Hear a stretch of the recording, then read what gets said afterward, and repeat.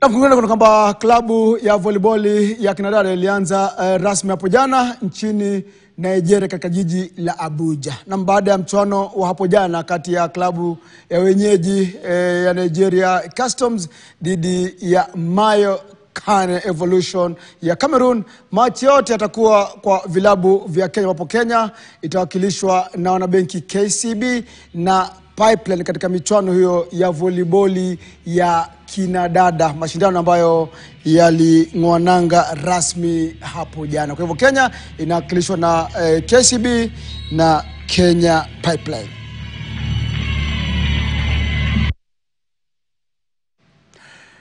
Na timu ya taifa ya wachezaji wasiozidi miaka 20 Rising Stars inajiandaa kwa michuano ya barani Afrika kwa chipukizi nchini Misri.